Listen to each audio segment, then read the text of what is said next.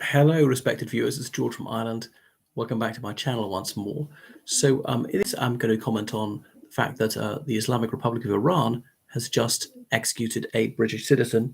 Now, full disclosure, I've got to say that the man who's just been put to death, Ali Reza Akbari, is a dual citizen of Iran and the United Kingdom. And as you'll know from most passports, if you are a dual citizen, you cannot avail of one citizenship in the country of your other citizenship. So he was arrested almost 4 years ago, and he was charged with espionage on behalf of the United Kingdom. And he'd actually been the deputy defense minister a long time ago. Surprising that someone who'd become a British citizen was allowed to ascend to that exalted post. Yeah, he'd been in prison for a long time. Now, Iran's a country where the judicial system is notorious for its opacity and its injustice, and Iran is one of the countries that executes the most people in the world. So much injustice in the world. Yes, I do feel sorry for him. I mean, I don't support the death penalty. If it was someone like Saddam Hussein, I wouldn't have wasted my breath appealing for his life. There are people whose lives, we really should try to strive to spare. I don't think it achieves anything. Sometimes I get so furious about sadistic serial killers. I want them to be executed, but I always remember there's a slim chance that you're wrong. You execute the wrong, an innocent person, and then more and more people get executed. They broaden it anyway. The one thing is, was he guilty? I don't know actually, but if the British were going to recruit a spy in Iran, they wouldn't be so blatant as to choose someone actually who's a British citizen. But maybe that's a double bluff. Anyway, the Foreign and Commonwealth Secretary, James Cleverly, he's denounced this. And likewise, the Prime Minister of the United Kingdom, Rishi Sunak, said that the Iranian regime has no respect for the human rights of their own people. And he expressed his sympathy with the Akbari family and the friends of the late Mr. Akbari. Almost all Iranian surnames ended a letter I, incidentally. So it was yesterday, on Saturday, that the Iranian government proclaimed that the man had already been put to death, but they did not state the date when the sentence of death was executed upon him. So there was some video footage of him confessing to his supposed felony. But why would you confess if you know this is sure to result in being put to death? Presumably under duress. Was he tortured? I don't know, but torture is used very promiscuously by the Iranian regime. So if they really thought he's a high-value foreign spy, you can bet your bottom real that they would have used the most horrific tortures on him. And of course, if you cause someone enough agony, you can get someone to admit to being a giraffe or a amoeba or whatever. People will say anything just to abate the agony. And that's one of the reasons why torture is not very effective. But you can obviously sometimes get the truth out of people, things you can then go and verify. Anyway, the BBC Persian language edition said that Mr. Akbari is innocent and he was tortured to confessing to crimes that he did not commit. Anyway, the United States also denounced the execution of Mr. Akbari and saying it was unconscionable and politically motivated. The British Foreign Office had, asked for consular access, but Iran had denied that. But as I say, that there is actually a certain legal logic to Iran denying that in Iran he is an Iranian, not a Britisher. Relations between Iran and the UK had been getting a little bit better for a couple of years, and this has set them back. So why did the Iranians do this?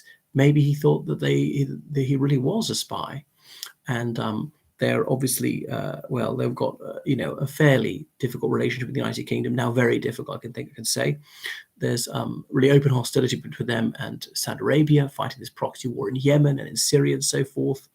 They are more or less unofficially at war with Israel. They're supplying Israel's enemies in Hezbollah and Hamas, Israel assassinating Iranian nuclear scientists, and so on. So Mr. Akbari was living outside of Iran. He was asked to come back to Iran by an Iranian diplomat, according to himself, for consultations. Then he was arrested. He was charged with obtaining confidential information from the Secretary of Iran's Supreme National Council. And his bribe for this was a bottle of perfume and a shirt. Now, why would you risk your life for things just costing a few pounds? Anyway, BBC Persian News said he was tortured for 3,500 hours. That's rather specific. Okay, psychological and physiological methods. And so somehow Mr. Akbari got this message out, the allegation of torture, an audio message, which is not hard to believe, actually. I mean, maybe not torture that much, but some sort of torture. Anyway, so Iran's in the throes of mass demonstrations, and the UK government thinks there's a 50% chance there'll be a revolution in Iran this year. Remember a few months ago, that 22-year-old woman, she was murdered for not wearing a headscarf. And there are young liberal Iranians who want reform. They're people who pro-Western, don't want to be an ally of the United States or Israel or something, but they say, we should maybe have a secular state, even though they have a theocracy, a less severe theocracy. But the theocracy does have significant support amongst elderly people, the less educated people in the countryside, and so on. So it is still quite robust. And if there is to be a revolution, it might be a very bloody revolution. We've seen the Arab Spring, it might be like that. Egypt, over 1,000 unarmed people shot dead before the revolution succeeded, although it was gradually undone by the military. But if there is a revolution, what then? I mean, there could be turmoil. I don't know. It's not necessarily a smooth transition to a model democracy. Iran is not about to turn into Switzerland or something. Would then the Joint Comprehensive Plan of Action come back? With Iran allowed to sell oil and gas again? Would the prices come down? Another question is, what is the United Kingdom's response going to be, apart from some sort of diplomatic throat clearing? Is the United Kingdom going to break off diplomatic relations? I don't know. I don't think so. It's probably not worth it for the life of one man. It won't bring back this person again. It might say, but if you don't do that, they might easily execute another Briton. But the UK hosts quite a few Iranian students, at least tens of thousands of Iranian students, and that's quite a lot of money. Iran's a country of over 70 million people. Now, the upper class, those who are wealthy enough to afford education in Western countries, might be only 1% of the population, but that's still significant. So remember, the United States doesn't have diplomatic relations with Iran at all. So the UK is to some extent a conduit for the United States, a back channel in negotiating between them. I'm surprised that Biden hasn't done this. I would have returned to the Joint Comprehensive Plan of Action, but I suppose the Zionist lobby said, no, you can't do that. He doesn't want to be outflanked on Zionism. But anyway, if sanctions were lifted on Iran, it would get more oil and gas on the market. It would bring down the world price, and that would pressurize the already cratering Russian economy even more.